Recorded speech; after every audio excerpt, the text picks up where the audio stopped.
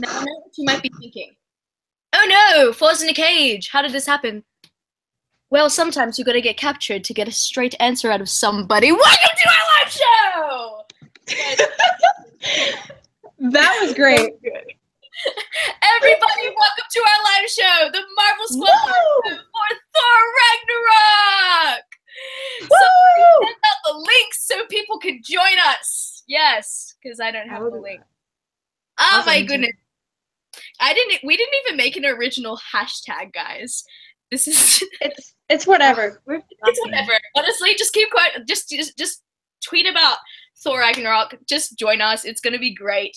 But yeah, I think that because this is our first Marvel Squad live show, you guys should just introduce yourselves and welcome yourselves to the team, I guess. Okay, let's go. I don't know what I'm doing. This is weird. It's my first. It's a work in progress. So my name's Nina. I'm from the channel Demigods Are Dauntless, and I like Marvel. What are we saying? And I like to party. And I really liked Thor Ragnarok, like these two other lovely ladies. How about, let's see. I think my favorite Marvel movie so far. That would be a good, like, fun question. Yeah, what's your favorite I don't know. MCU so far? Oh my gosh. Either Civil War or Winter Soldier. So basically, either Captain America 2 or 3. It's a tough call. But yeah. Hi guys, I'm Jules from the channel Jules Reads, and I also love Thor Ragnarok. Yeah, I'm excited to talk about it, and oh boy, favorite MCU movie so far. Okay, I'm trying to think. I'd have to go with Captain America Winter Soldier. Oh yeah. Because that's the one I watched the most, and I listen to the soundtrack the most, so I just kind of go from there because I have all the Marvel movie soundtracks. Don't judge me. No, I need to listen to all the Marvel movie soundtracks. I've been listening. Apple Music. I've been listening to what's it called? The Thor Ragnarok soundtrack, nonstop. Oh, like the score, like the scoring. The scoring. Yeah.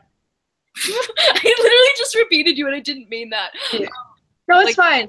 The way you said it was the funniest thing ever. But yes, hi everybody. My name's Grace. I'm from the channel G-Swizzel Books. If you guys didn't know, because like you guys are on my channel, I don't even know what I'm saying anymore. I don't even know if I'm making any sense, guys. Just make sure like we tweet to let everybody know that we're on, because I not that many people are on. Well, I mean, I texted my friend, so she should be on soon. On very soon. I'm trying to like get the coolest meme or a photo to tweet and stuff. Yeah. Oh, I got you. I can tweet out. I'll just write "We're live" and that's all. Okay. My favorite. Okay, this is a really hard question for me because I like MCU movies for different reasons. For example, Spider-Man: Homecoming. Spider-Man: Homecoming. Oh, I completely forgot about Spider-Man. It's probably one of my favorite, that's probably one of my favorite films of all time. I also love Civil War, but I also love the first Guardians of the Galaxy movie. I don't feel the same way about the second one, but I really like the first one because it really introduced me to the love for, my love for the Guardians. So, yeah, I honestly, that's hard to decide, really. What my favorite MCU movie is, but Thor Ragnarok is pretty close. In fact, Thor Ragnarok is the MCU movie I've watched most in theaters. In fact, the movie I've watched most in theaters, full stop. Guys, how many times have you seen Thor Ragnarok? Let's clear it up. Once. Once. Not quite as many of you. I don't have money. I don't have a job. College is rough, man. I've watched it 7 times. Oh my gosh. Yeah, such a nerd. Such a nerd. And none of those were illegally downloaded, okay? I watched it in the theater 7 times. I watched Spider-Man Homecoming 5 times, though. So, yeah. I'm only allowed to see him once. My parents are like, yeah, we're not paying for a second for you a second time to see this movie. So I'm an adult. Yeah. So I'm not. Movies. So I'm in high school. my local I'm a baby. Yeah, my local cinema's been doing $10 tickets, and so I was like, Lucky. but not even They're just like 15. Yeah, well, yeah, Like it 15 in depends on America. the time of the week you see it though. Like if you see it on a Saturday night, it's 15. If you see it on Friday night, it's also 15. But yeah, they've been doing $10 tickets, and they also have a point system. So like if you see 6 movies, you get to see the 7th one for free. And I've built up so many free tickets now because of how many times I've come to see MCU movies. So like I have, I think, 4 or 5 free tickets on my card. It's so funny. Yeah. Well, you know what? That's good for you. But yeah, like it's the area that I live in, because not all cinemas in the same franchise are doing $10 tickets. Only the one near where I live. So that's very interesting. But the reason why they did that, this is a side note, guys. In August was the lowest month in the box office, like for 15 years, I think. Yeah. So there's no profit coming into the box office and stuff, so less people will go into the movies. And so that's the reason why my local theater's been doing that. But yeah, anyway, the box office hasn't been doing the best in 2017, but Thor Ragnarok has really shaked up. It pulled it out, and same with Wonder Woman also. It pulled it, like Wonder Woman and Thor pulled through. Yeah, there's 4.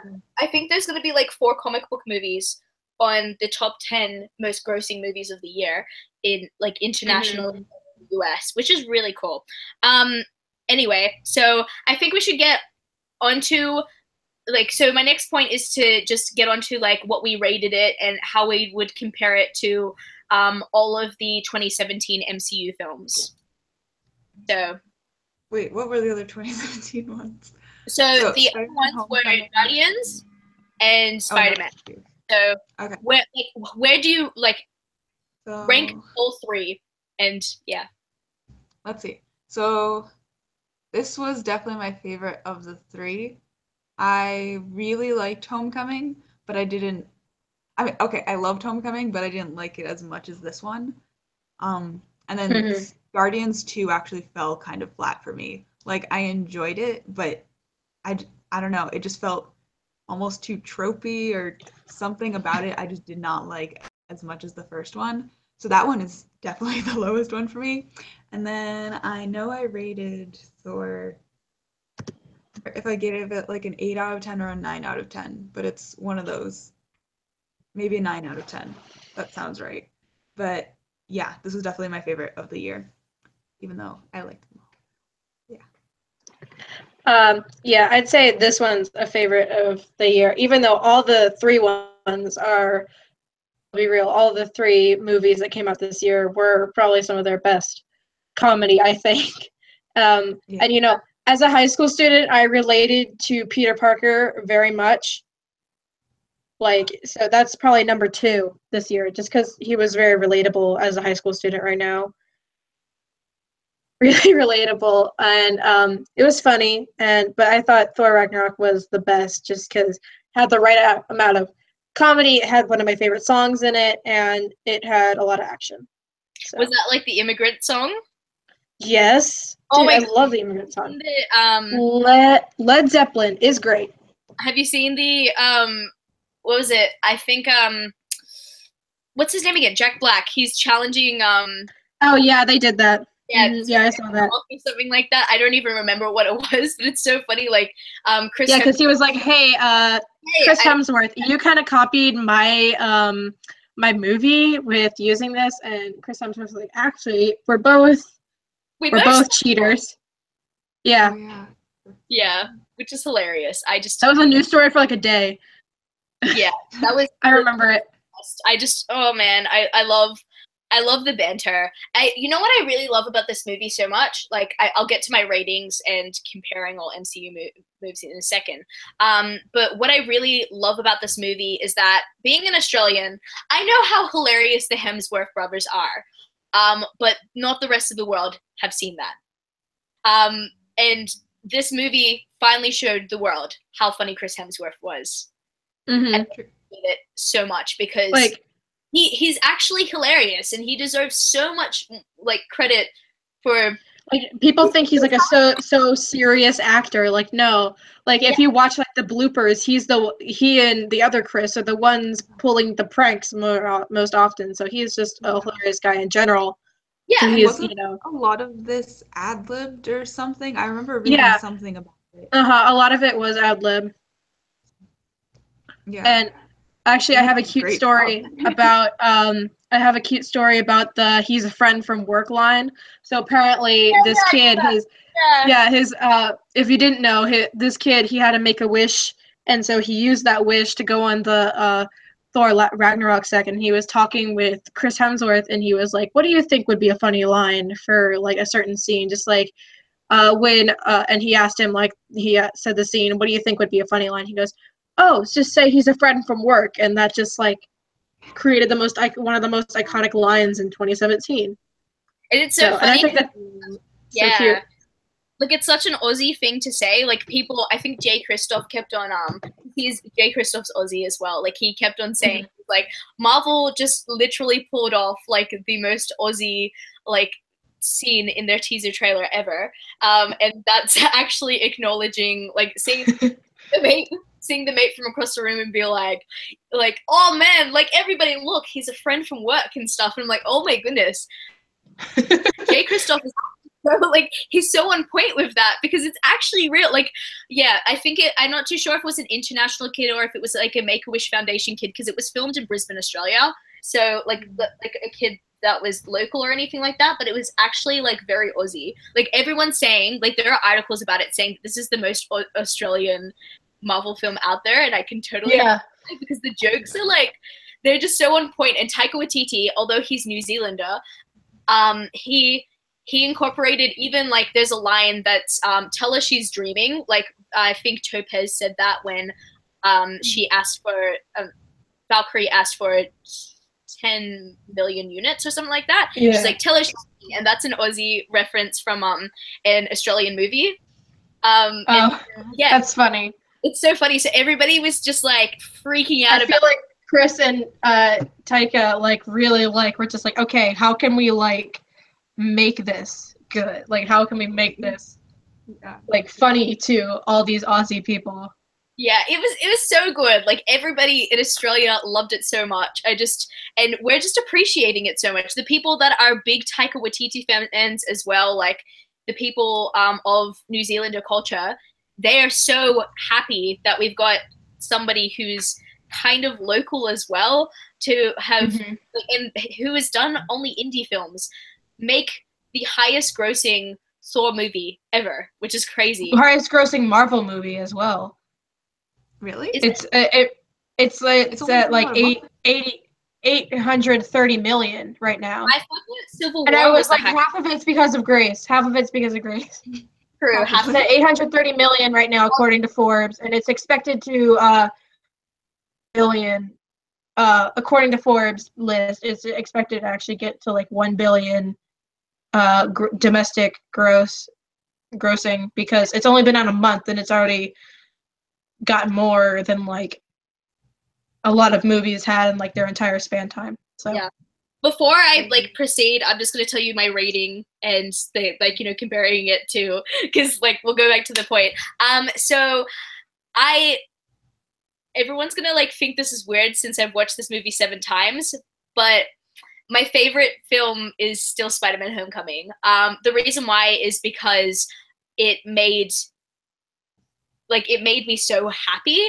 I think it was also because it came out in such a dark time in my life. A lot of you guys know I got my heart broken when that happened and stuff, and so I'd go to the movies nonstop to keep watching that film to make me feel happy, and it did. So I think that's a big reason why like it's still my favorite MCU movie of this year. So that's bit dank there. I don't know, dank. Dark, I think is the word you're looking for. When the dank memes get too real. My gosh, okay.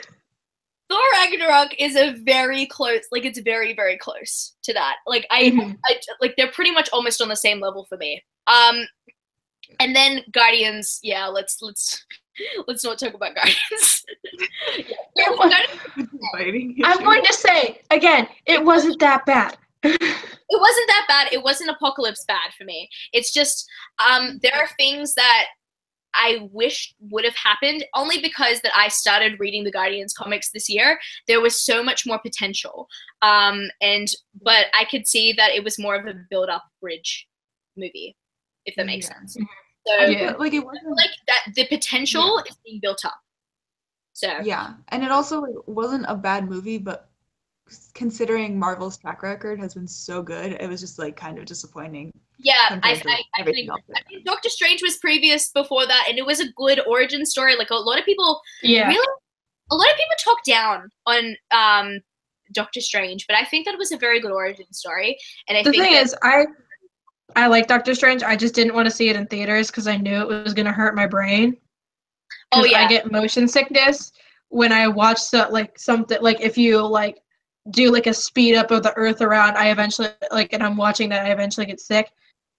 So I knew I was gonna get sick while watching Doctor Strange in the theater. So I was like, no, I'm not throwing up in the middle of the theater. I'm fine. Yeah, it was good. That was my. Yeah, I really liked Doctor Strange. I think I took my cousin who hasn't watched any MCU movies to go see it, and he kind of he loved it. It was crazy because it didn't seem like a Marvel film. Anyway, I can talk about every Marvel film right now, but getting back to the box office, did you guys know that, what was it again? Thor Ragnarok, I think, made more than Thor the Dark World in its first weekend. Probably. Than it ever did. Yeah, same with the Thor the Dark World. I'd say it was an okay movie. I'd say it's one of Marvel's worst movies, but it was still okay. So I guess we can talk about that was my next point actually, the comparisons to the previous two movies. I would say a good comparison is definitely Thor and Earth, because the previous two films and the Avengers, Thor is literally either on Earth or he's on Asgard. Or he's on both. And so he's either in his element completely or oh, okay. But this is a whole new world. But it's not even fish out of water anymore because he's now so used to Earth. And he has Jane.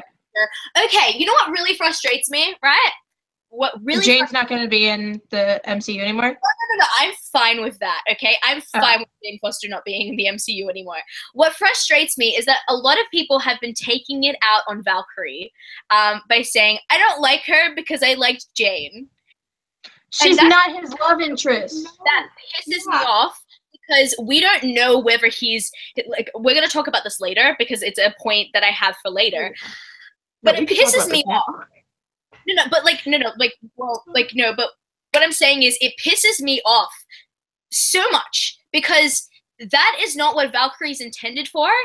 She's not intended to be a replacement. Valkyrie is meant to be there to be her own character. And that is Plus, I love about this film so much because she is such an individual character. Taika Waititi really built her up to be somebody else and somebody that's completely different. Jane Foster, and people keep on I've seen a bunch of reviews of people that actually don't read the comics and just follow MCU movies, and they're just I don't like her because I liked Jane better. I'm that's not what she's there for. Sorry. Compare them to. I'm sorry. The only way you can actually the only way that you choose to compare them is because you assume that she's probably going to be Thor's love interest, which is that's potential, but see, that hasn't been built up because I think that Taika wanted to leave that open to the people that were going to be making films in the future. Also, I am 90% sure that Valkyrie likes girls more than guys. So that's just her whole demeanor around everyone. I mean, she has been confirmed to be bisexual. Has been confirmed to be bisexual, yes. Yeah. But I feel there is a scale on bisexuality, whether you like girls more or guys more. I feel like she likes girls more. That's just my opinion of her, but I could be wrong. However, I don't see that she's going to get with a girl, only because that there's a theory that, so I think I'm going to get into the point now, as opposed to when I was going to go into it before, because like now that Jules has brought it up, I think I'm going to go into it. Planet Hulk. Have any of you guys heard of the Planet Hulk storyline, which is based off of I've heard of it, but give me a refresher because I don't remember it. Planet Hulk is pretty much, this movie takes a lot of influences out of Planet Hulk. Valkyrie was built up to be the replacement of Hulk's love interest in the Planet Hulk comics. Hulk gets married to this woman named, I don't know what her name was. Her name is Betty. No, her name was like so much prettier than Betty. It was like one of those foreign, not alien names, but like, of a foreign race. It was it Kalira? I'm not too sure.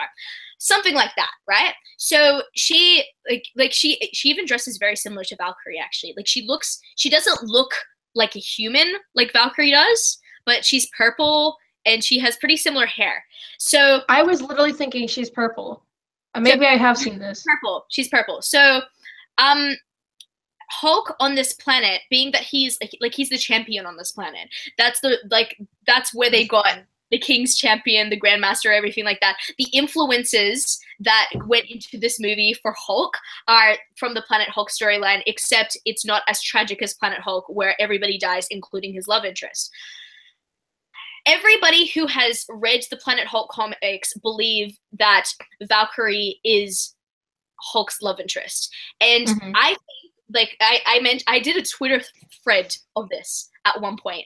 And I got so frustrated about it after watching Thor Ragnarok for the first time, because you could see that at one point Thor and Valkyrie look at each other as they get up on the ship, and I'm like, oh my goodness, this is so confusing, because Hulk kept on saying, I feel like I know her and stuff. She's so beautiful. Are those people that she's killed? Because the eye things that was painted. Yeah. There she's those things on her face are so beautiful. Are those people that she's killed or something? What's that on her face and stuff? And she's like, I feel like I know you. And so through that, it was kind of something that the Planet Hulk lovers could take from it, because a lot of people were like, oh my goodness, Hulk and Valkyrie, I can see sparks, because that she loves the monster, but she doesn't know the person underneath. And I find that very interesting, because the person underneath is Black Widow's love. Right? But Black Widow doesn't have a relationship with the Hulk. She has a relationship with Banner. But Valkyrie Thank you for not shipping that. But thank you for not shipping Hulk and Black Widow, because half of my friends do, and it makes me so uncomfortable. Yeah, see, I did when I first saw the movie, but then I realized that they're not meant to be together. But Valkyrie and Hulk makes more sense if you're going towards Planet Hulk. And also she loves the big monster guy. And the reason why I actually watched as I told Nina earlier, I watched a review before this. The reason why they work together, the Hulk and Valkyrie work together, not necessarily Banner. I think Valkyrie would need to learn how to push past the fact that that he has two personalities. But the reason why they work together is because they're both angry. Naturally angry people, and so they work together, they gravitate towards each other because they're actually both angry, and so that makes sense. The Hulk and Valkyrie romance makes sense because of that. The Thor and Valkyrie romance, I think, could work, but I do have to admit, as much as it's very unpopular, I actually prefer, I actually ship Hulk and Valkyrie. I do think that's a good idea. I do think that's a thing. I do think she has, because I don't know if you remember in the Valkyrie flashback that Loki made her see, someone jumped in front of her. I feel I don't know, I feel like that was Loki, her girlfriend, but I could be wrong about that, because I get their teammates, but everyone's already dead, so why? I don't know, why would you? It wasn't confirmed that was her girlfriend, but because they actually, I think they deleted a scene. I think they took it out of her and another girl, I think, together. And then she lost her in that fight, and that was one of her female companions. But I think now that that scene was taken out, I interpret it as her girlfriend, because that's what she lost. You could see her face after that memory. She lost her girlfriend, and so that's what I could see through that. And like, I think the reviewer that, like, one of the reviewers that I was watching and stuff, she's like she was mad because you know, everyone was all of a sudden saying that Valkyrie was bisexual, but it wasn't obvious. But I think that through that scene, it was actually obvious, because Valkyrie, her friends, she lost somebody she loved, and she wants to actually, like, she's left to grieve in Sakaar instead and be somebody completely different and not be a Valkyrie, because she's lost so much and it's so traumatic for her. So, yeah. It'll be interesting to see where they take that, because I feel like doing the kind of dual personality with Hulk and like Banner and two different love interests will be a little too confusing for like the MCU, especially given how many characters they have. But yeah, especially cool considering, I think with like Infinity War and how many characters they're already juggling, I think that would just be like a little too much. It's like 63 63 characters have been confirmed. I'm like, I can barely wrap my mind around like 10. Yeah. So like, I think it's cool that it is kind of like an open-ended thing where it's there for like the fans of the comics who know that it's but I don't think they're gonna do anything with it in the future. I think it was. They might do it like. Oh, you can go. Yeah, they actually built it up to be a cliffhanger ending, like that it was going to be tragic and they weren't going to win, and Ragnarok was going to happen, and then everything was going to be sad. Like, they actually built that up for us. So, but turns out it didn't really, like yeah, all those things kind of did happen. Like, Ragnarok did happen, but it didn't happen in a bad way, you know?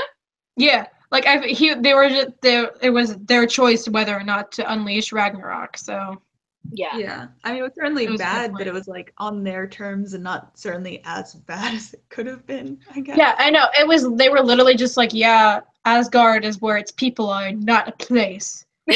Yeah, like, that's nice, but like, that's nice, but your beautiful golden paradise home still gone. Yeah, it's still gone, but you know, it was on their terms, so it's okay. They're okay with it. Yeah, oh my goodness. And like Korg's line, he's like, it's not too bad, the foundations are there. And then all of a sudden it's just like, nah, those foundations are gone. Sorry. I love Korg so much. I want a Korg movie because he was actually played by the director, and I felt that was the funniest thing ever. Have you seen? Okay, another point that I have is Taika Waititi himself. Have you watched any of his previous films, like his indie films? I had never heard of him before.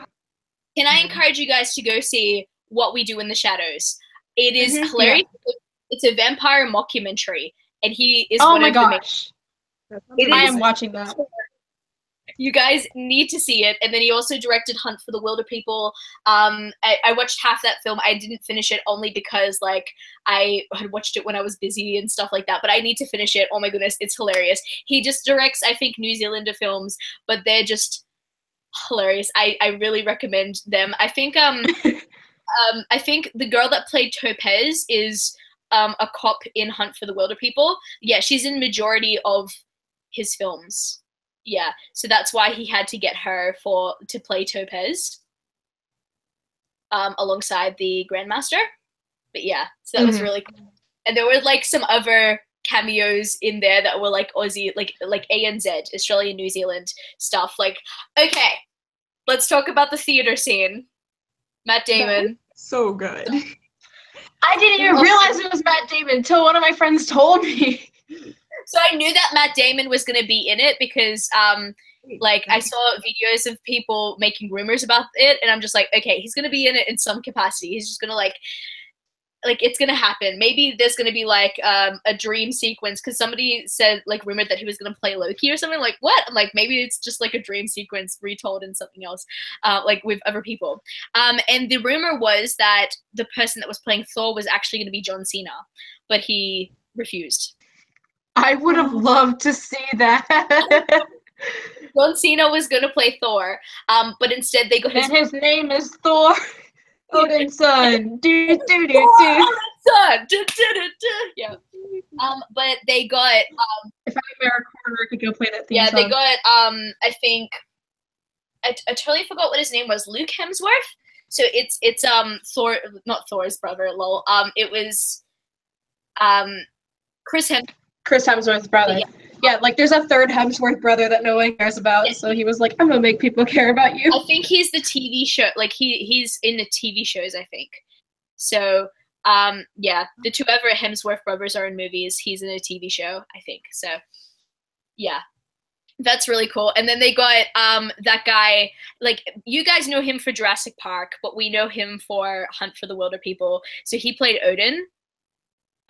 So he walked up and he played Odin and stuff. He's like, that melts this old man's heart. You are a blue icicle or something like that. And there's this kid like painted in blue. It's the funniest thing ever. Oh my goodness. But yeah, so that theater scene was really funny. It's one of my favorite scenes, mostly because that just before I went to the advanced screening, so I told myself that I would rewatch all the Thor movies. It had been years since I watched the Thor movies, and I told myself, I was just like, do I have to watch Thor: The Dark World? And then I realized, I'm like, yeah, well, it's taped on our TV like thing, so I may as well just watch it. And I was just like minorly watching it, and then I watched the Loki death scene, right? Mm-hmm, and I was just like, okay, this movie was so pointless and all that stuff. I went to the theater and I watched that scene and I realized that it had a bigger impact on me because I watched that scene previously. Because I had watched like the tragic scene of like Loki dying and the score, like the guys that were doing a cappella. And they were literally mimicking the score with their a cappella, and it was the funniest thing ever because I had that song stuck in my head. Like the score from the previous movie stuck in my head as and I lost it in the theater. That was the first time I watched the movie, and it had so much of a bigger impact on me. So I think that that scene. What I really love about this movie is that it really does pick on like the previous Thor movies. Especially, I think somebody mentioned in the comments how they briefly mentioned Jane dumping. Yeah. It was like, so it said, Riddle Solved said, I like how they got rid of Jane in Thor 3. Random girl, sorry Jane dumped you. And then he's just like, she didn't dump me, I dumped her. Mutual dumping. Yeah. He was like, yeah, she didn't dump me at all. I don't know what you're talking about, crazy human. Explains the MCU. Like that one sentence explains the MCU when it comes to Jane. Because it's like... Yeah, who's Jane? I don't think they reached out to her for this movie either. Well, I remember beforehand, I think she said that she didn't want to be in it, so they didn't even try. So I don't think they even tried. I think they decided to just replace her with some other characters, and even just replace the concept of Earth. I mean, they went to Earth once, but that was just to get Odin, but that's it. Yeah, and the amazing Doctor Strange scene. Can we appreciate that? I have been falling for 30 minutes. Yes, I love it. It was the best part. I saw a meme about that. It was after Loki. It was after Loki doing that. It was like, I've been falling for 30 minutes, and then Doctor Strange. But did you die? Did he? Have you seen that? No, it was a meme. Oh, it's a meme. Like, you know, like it's from like Blade Runner or Die Hard or something, and it's just like, I had an awful day, but did you die? No, that's from The Hangover. It's what? From The Hangover. He's like, but did you die? Like, it's the Asian guy from The Hangover. Yeah, I didn't know it was The Hangover. I thought it was like from Blade Runner or something. No, it's it's The Hangover. Okay, it's more recent. Guys, can we just appreciate that the two best friends, right, Tom Hiddleston and Benedict Cumberbatch, shared that brief moment together? Little brief. Like, it was the funniest thing ever, because he's just like, you're a wizard and stuff, and he's like, don't ever think that you could second rate me, and he's like, okay, bye-bye. It's the funniest thing ever. Oh my goodness. But like Doctor Strange was gold with like the teleportation and the spilling the beer, and he goes, "Can you please stop?" It was looked so made him funny. look like he was drunk and stuff. He was like, "I'm gonna need one strand of your hair," and he's like, "By Odin's beard," and then And they just pluck. it's And I so love funny. how, And then it was hilarious. Yeah, Yeah. that and intro it is shows how, hilarious. and it shows how Doctor Strange can really be a good, like, side character, just like a character that we now have to use. Yeah, Yeah, like I just did like really for like the pop-ups, for like little Yeah. cameos. Like I don't even like. I'll just be fine if he shows up in every movie like that for like 3 minutes. because he's Like- like in charge of the New York Institute. I don't know what you call it, institute. I don't want to bring it like it sounds like Shadowhunters, doesn't it? It's definitely what it's called. It sounds like Shadowhunters so much, but he's in charge of that New York building. He's the New York sector leader or something, whatever it is. Yeah, that pot. I also liked how it just showed how his powers evolved as well. Like he was just teleporting like super easily, like nonstop. Like Yeah. Like, he's definitely gotten way more powerful. yeah, like super quickly too. Like he didn't even have to like wave his hands or anything. He just like flip, Well, and the cups refilled themselves, and like he just had to go like, oh whatever, here's Loki again. So yeah, it was interesting to see how like in such a short span of time, we don't even know how much time has passed, but I'd say a short amount of time between those two. exactly 30 minutes passed. Excuse you. Well, no, like between Doctor Strange and Thor Ragnarok, like his powers have really evolved. Yeah. Yeah, true. Yeah. Did you guys find it really funny? Like, so I'm like trying to go through the movie and stuff. So after that, we go to Norway. Did you guys find it really funny that scene? Like, did you notice, like, you know, in the trailers, you know, when Thor throws his hammer to Hela and she catches it? Yeah. It wasn't in a field, but it was an alleyway. Yeah. So it's been green screened. How did you guys take that? I liked that a lot because, like, I wasn't expecting it to happen right then, which I think was the purpose of them changing it for the trailer. For you to not know right away that would happen. I thought either of them would have been really cool. I thought, like, the field, it kind of, like, says something, you know, like it's a peaceful, serene, like, cliff with the ocean and stuff, so it looks, like, very serene and peaceful, but then all of a sudden, you know, you got, like, this big fight going down with an explosion and all that stuff. But then I thought it would have been cool in the alleyway because you would have seen, like, the destruction and all that stuff, so it would have been fine. Either way, it was fine with me. I did... Like, I was kind of disappointed at first, but then when I realized that I think that scene really did do Odin justice as a character, and his death and stuff, because it did justice to his death rather than, because he was actually originally intended to be a homeless person. Like that was like there were photos of him like with an eye patch and stuff on the street, and like he was crazy and stuff. But I think that they actually did that very well. They really did change that up for the better, because as soon as he's gone, Hela rises up and everything like. But he, in that moment, he accepted his kids as equals, and like that was the awesome part. Yeah, he was like, "I love you, my sons," and Loki's just like, "Wait, what?" Yeah, and I feel like the setting really was important for that, because like it would have been funny to see him kind of in an alleyway, but I feel like it would have been. It wouldn't have been like a good death. It wouldn't. Yeah, like it's like there's a line. Yeah. But then there's also where Thor, he gets knocked out and stuff, and he pictures Odin in like that setting, you know, like what happened in the end, for example, when he just faced Hela, or when he is in the middle of the arena and he's just about to let out his lightning, literally getting knocked out by Hulk, and he could die. Right? And well, no, like I think like the thing, he's seeing Odin like right before he dies, and Odin's just like, dude, you need to like do something. Yeah. You cannot die right now. Yeah. So I feel like them doing that scene, as much as it was very cringeworthy green screen, I think it worked, and I think it worked. So yeah. someone commented, I just love that she Hela crushed the hammer. I didn't care where. Yeah. I think that I liked the reveal that Mjolnir was actually hers, so that kind of explained why she could do it.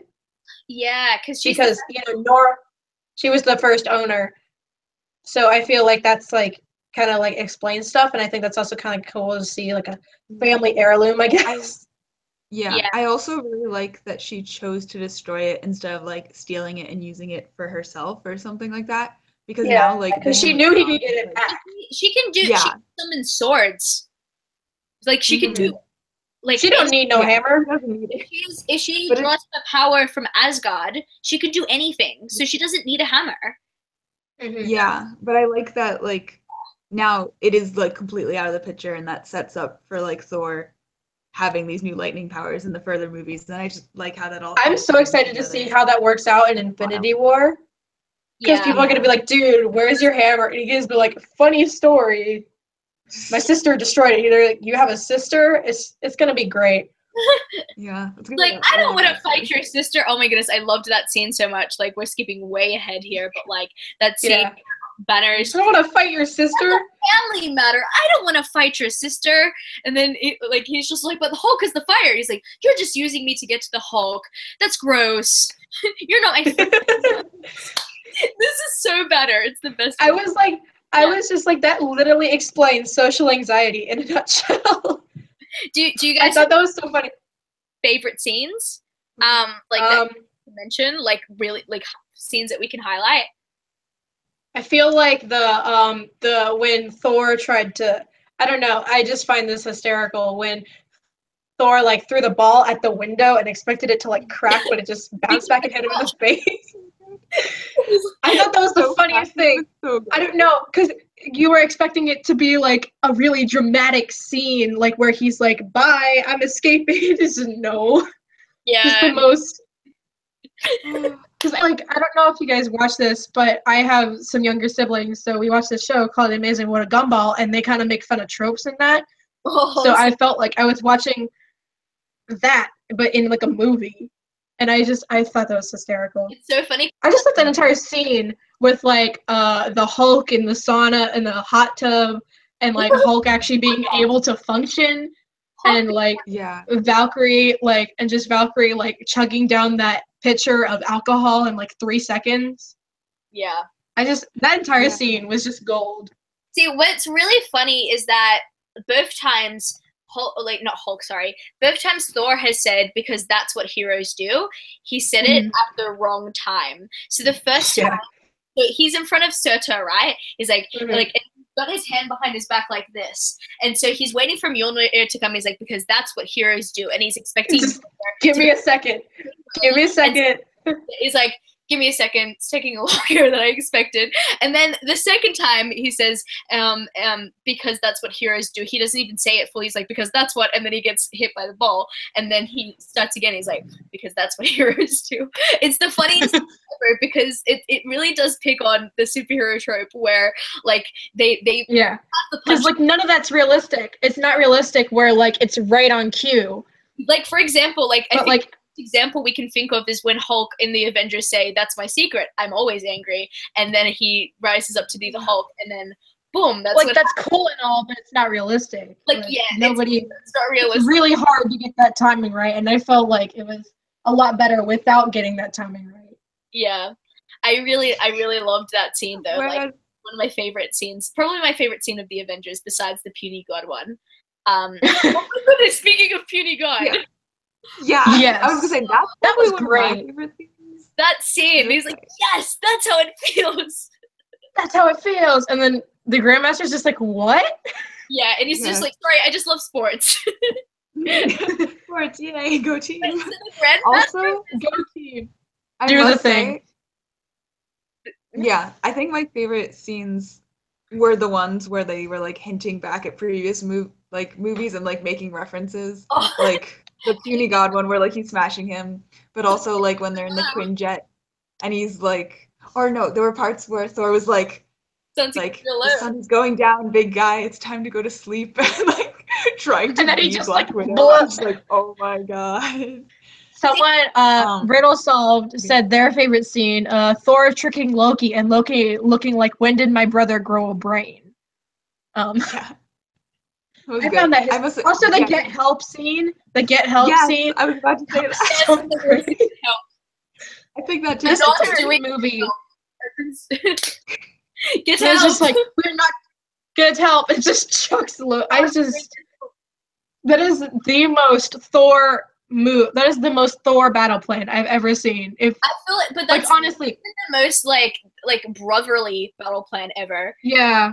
Like he's like it was such a brotherly reaction, like at the beginning and afterwards as well. It's just like, we're not doing this. We're not doing this. Yes, we are. No, we're not. Cat's doing it. Yeah.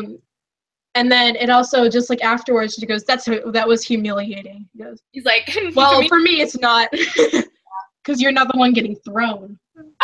So quickly, I want to mention, like, there are many plot points we can go through and stuff, but then on that note where you mentioned Thor and Loki, that scene, like, so that whole scene, we'll talk about, I think we need to talk about Thor and Loki's development as brothers.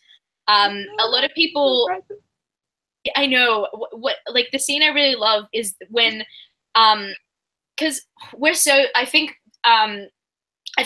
Chris Hemsworth took aboard some criticism from a movie reviewer saying how much he hates Thor because it's all predictable and he hasn't gotten used to the fact that his brother is like stealing the show, first of all, and then second of all, just like always gonna trick him. Yeah, he's always there to trick him and stuff. And I think so Chris Hemsworth even commented on it. He's like, look, I'll take his criticism and stuff. We'll get on board with this. And so I think that him and Taika decided to do something really awesome by tricking the trickster himself. In that scene. And see, it's really funny though, because he could have used that, like, whatever it is, like that thing to electrocute them. He could have used it in that scene where Valkyrie used it just before Banner was in trouble. Like, there was a big monster just about to take him down, and then Valkyrie just put it on him and then just switched it on, and then he fell over, and then that happened. So he could have used it in that scene, and I think from that scene you could have like forgotten that he even had one.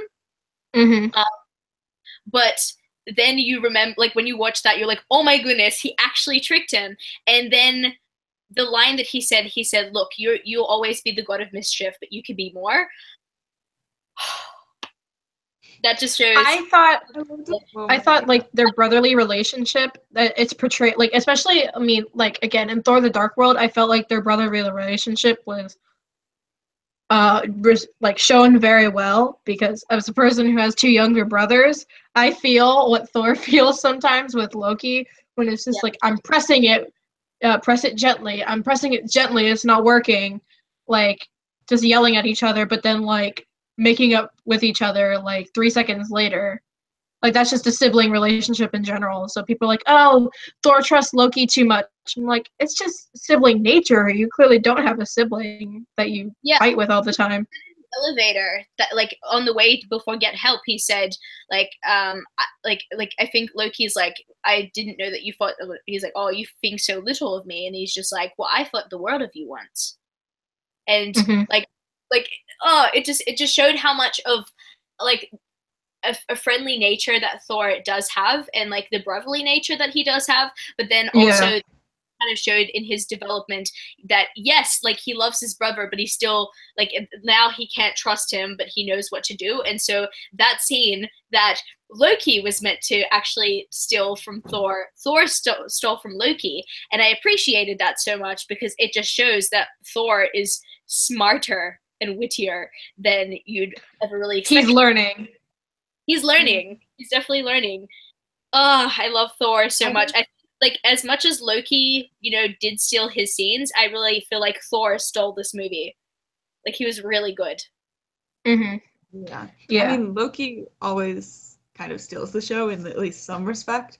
I've loved how their sibling relationship has been portrayed in pretty much all of the movies, and this one, like, definitely followed up with that. Interesting how at the end of the day, like, even kind of help them and kind of save the day, even though he's bringing them Ragnarok. But then also, this is somewhat of a segue. Like he does end up taking the Tesseract at the end, and Yeah, he does. like, and we see him with it in the trailer for Infinity Wars. So it's just interesting to see. So we know. Like, but he's probably gonna. I feel like that's just either like, hand over to Thanos or help him over, or like. Yeah. I think no. Well, I'm gonna put my theory on this. I think in the Avengers he didn't want to. I think he was mind controlled because if you look at him from like Thor versus Avengers, he was like very sickly and his eyes were blue instead of the normal color. So I feel like he was and he looked very sickly and sweaty and just like awful. So I feel like he was mind controlled. So he's gonna be like, no, Thanos, no, you've been bad. I don't know. Well, Like, he I could held the Tesseract up to him in the Infinity War trailer, though. I mean, he's holding I don't it up know. to someone. We don't know who he's handing it to, but it's cut in a way that. But then when you see makes it it on the look gauntlet, it's already in the gauntlet when he's punching Tony Stark. The blue and the Oof. stone are on the gauntlet. Yeah, because the one Oof. that he like drops an Infinity Stone in, that's the blue one from the Tesseract. So the way that it's cut, it's like Oof. Loki handing or like putting the Tesseract forward, so it looks like he's handing it off to someone. Maybe he and gets then, mind like, controlled 30 again. seconds later, he drops it in. Maybe he gets mind But like controlled it's all again. Who editing, knows? so like who knows But I if think those are that- completely different. I think that Loki's gonna want to try to redeem himself later and realize that what he's doing is bad. Mhm. That's what a lot of people. That's the theory that is going into Infinity War / Avengers 4. But and so okay. Yeah. All right. So like again, going with the mind control thing. If you look at Loki in the trailer, he looks really sick and like really just like an awful. Like he looks like in the Infinity War tired. Yeah, in the trailer, he looks tired. He looks sweaty. He looks sick. Yes, I have to So watch it I feel again like. Well, I've only seen oh it 6 darn. times. I think that You he know. be in a hostage situation as well, because Yeah.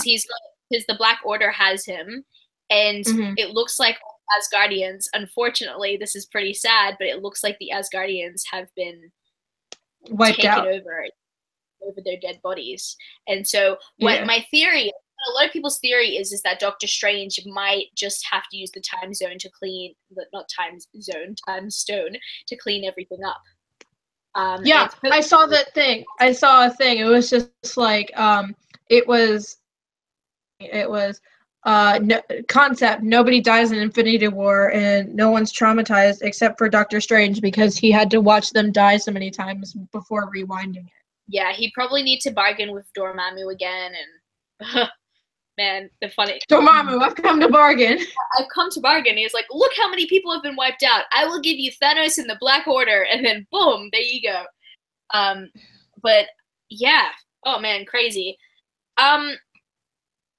Yeah, what else can we talk about? I mean, I've mentioned, we've already really talked about the characters and stuff. Was there, okay, so we've been gushing about this movie. Yeah. Was there like any cons, like any things that you weren't satisfied with? Yeah. I kind of want. I would say. You can go. You were started first. I would say I would prefer if there was a little more emotional depth. Like there were some scenes that were like really funny where they could have fleshed out the emotion a little bit more.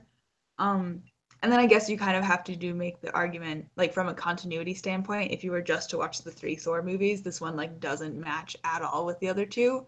Yeah. Which I personally think is okay because like it does like make up for it because it's a better movie than the other 2. So I think that's fine from a continuity standpoint. And then I think the plot overall wasn't the most strong. Like it was mainly focused on the comedy, which again, like it did it so well that it didn't really, like the plot being not as strong didn't really matter because it was just so well executed within that. So. A con for me is that like as a fan of the comic books, I kind of wanted to see Enchantress, who is the goddess of like love. If you didn't know it, her name is Amora, and she is actually teaming up with the Executioner, who was Hela's executioner. So I kind of wanted to see Enchantress or something kind of like that. I wanted like a little bit of her because she's a cool person, and I feel like her and the executioner teaming up would be good. Also, I just kind of wanted more of Hela. I wanted more emotional depth to Hela. Yeah. Because, like, you get all these emotional depth with other villains so far. I mean, we don't know about Thanos yet, but every other villain you get emotional depth to, I guess. Like, with Caecilius and Ultron and stuff, you get, like... Yeah. You get a lot of, like, emotion through them, but with Hela, she was just like, nah, I'm gonna screw this up. So I mean, I loved her, don't get me wrong, I think she was great. Kate Blanchett did a great job, but I just wish there was a little bit more to Hela's character than her just being angry. Yeah, I kind of wish that she shared a scene with Odin, because that would show, like, her anger and frustration, because she's a child that has been abandoned, you know? And so that would show that depth. I don't think they would have gotten such a big name actress though if she didn't return. I am hoping that she does return in Infinity War or something, and is placed as Death, because there's a theory because there's a theory because Thanos is basically only doing this to and taking over the universe to impress a Lady Death who he's in love with, but she doesn't feel the same way. So I feel like Hela would be Lady Death because Kate Blanchett is such a big name actress, and they wouldn't just get her for one movie. But but see, Surtur killed her, so he's probably gonna have to resurrect her, and I'm not too sure if Hela's been confirmed for Infinity War. That's the thing. Because she's, I need to look at the IMDb page, but I don't see that she's confirmed for Infinity War anywhere. Also, from a Norse mythology standpoint, so Fenris the wolf is actually Loki's like son, and I thought it was kind of weird that it was like Hela's son. I thought it would be kind of interesting just to be like to have it be like Loki's son. I thought it would have been kind of funny, and Thor just be like, "Wait, you have a son?" He goes, "Yeah, he's like a 20-foot wolf. I made a mistake." I felt like that would have been hilarious. That would have been so funny. Just like, I made a big mistake. Don't even ask. Lol. Yeah. Like that was a missed opportunity. Me and my friend who were talking about that. Like especially because like the Magnus Chase books are so big right now that like I feel like I know much more about mythology because of those books. Yeah. So also, like when Fenris Wolf came up, I was like, oh, it's him, and they name dropped him like once. I was like, okay, he's a lot bigger deal in Rick Riordan's books, but whatever. What have they done? Also, someone pointed out, I forgot to mention this, Hela, and also in Norse mythology, Hela is also Loki's daughter. Yeah, they mentioned that as well. That would have been kind of funny. As well, just be like, oh my god, and Thor just be like, what? It's my daughter. Yeah, see, that would have been hilarious. Older than him, like she looks older than him though, so like, I don't know. And they're gods, so do they? I don't know how that works actually. I think they Asgardians aren't immortal. They just live for a really long time. Like the average lifespan is about 10,000 years. They said. Yeah, pretty long. Okay. Yeah, and Loki's only like 1,000 years old, so he's like a teenager actually. Like in Asgardian standpoints, he's a teenager, so people joke around that he's just going through his teenage emo phase. Yeah. A really hardcore one. A really hardcore emo phase. Yeah. Yeah. I kind of wanted a little bit more of Norse mythology recognition just for the comedy, because I feel like some missed at least with the Fenris the wolf. Thor just be like, wait, that's your son? Yeah. I made a mistake. Okay. Yeah, it's like it was one time.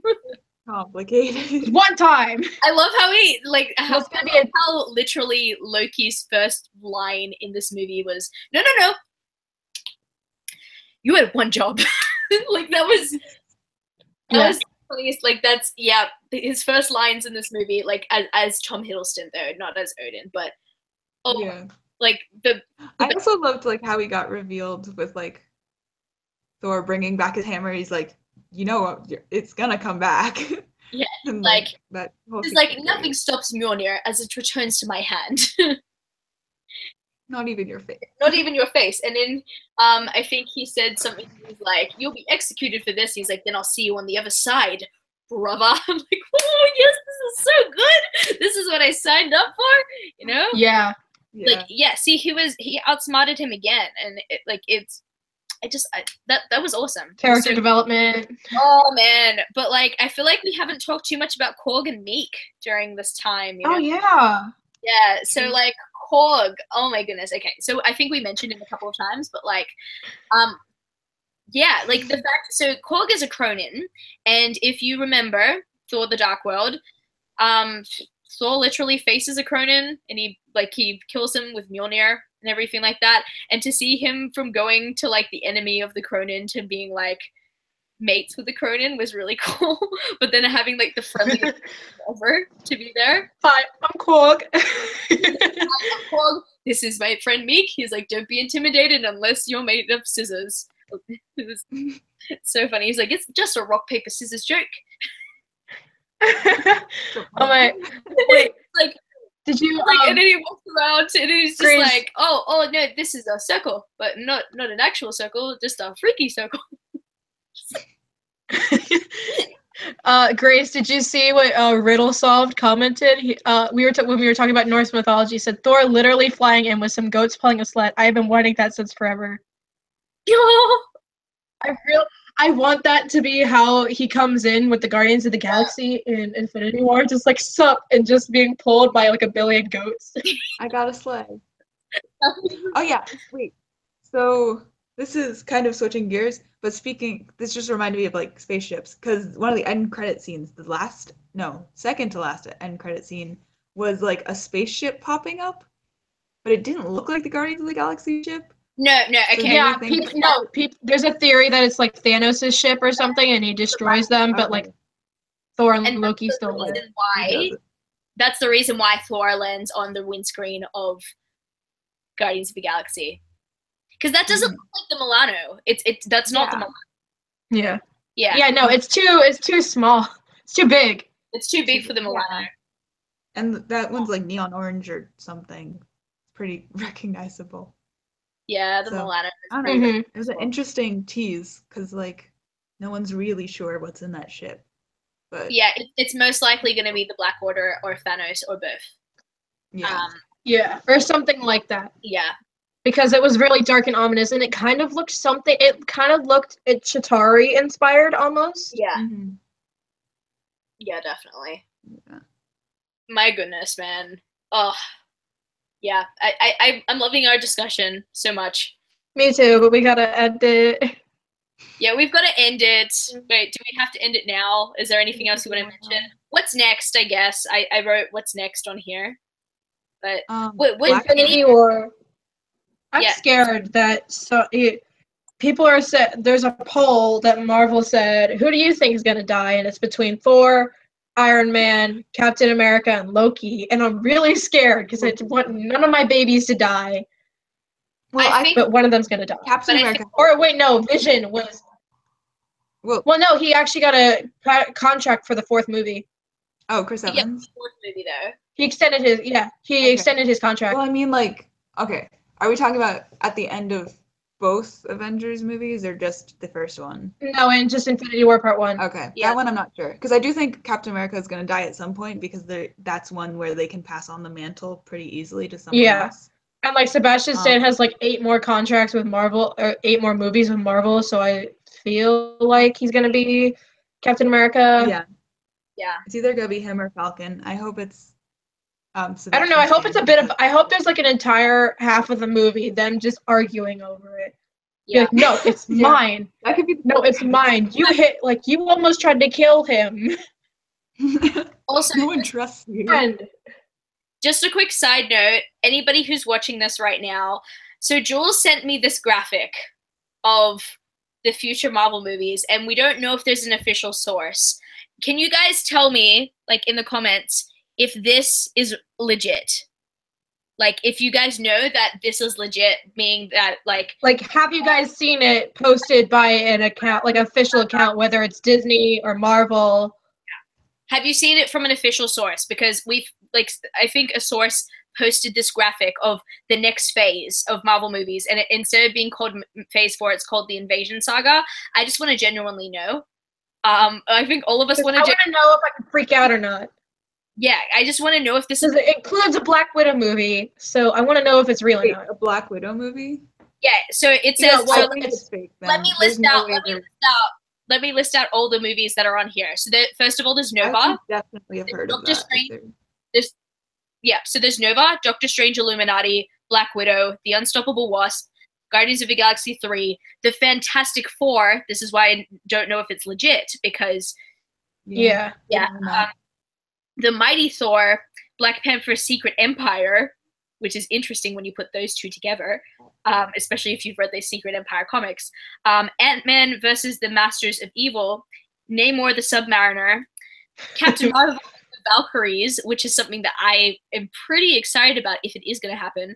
Spider-Man Dimensions, like the logo has even changed. Someone said they've seen it, but they don't know if it's official. Warlock, The Thunderbolts, and Avengers 5. 4. No, it's a V. It's a 5. Oh, wait. Avengers 4 is next. Like, it's Avengers 4 is in Phase 3. Yeah. So, Jules sent that to me today, and I just genuinely want to know if that's legit. Because, like, I feel like some of these things have been photoshopped because it doesn't actually look consistent on here. But yeah, so if you guys know, you guys let us know. Nothing about it on Wikipedia, but but because like I wanted to get hyped up. I was like really excited. I saw it and I freaked out. I think I saw it in the middle of our Renegades live show. Yeah. And her face. And then I realized after looking at it at a second time, the Fantastic Four was on there. I'm like, wait, it hasn't been confirmed that Disney has bought Fox yet. So it hasn't been confirmed. So I would just appreciate if you guys do find a official source, let us know. I guess we've got to like conclude because we're past an hour now. But I feel like a conversation leaned towards like other things more than like some other things. I don't know. I don't even know where I'm going with this, but like it was a good conversation though. It was a good conversation though. I really did enjoy it, and it's like it is a conversation where you definitely want more out of it, but you've got to conclude.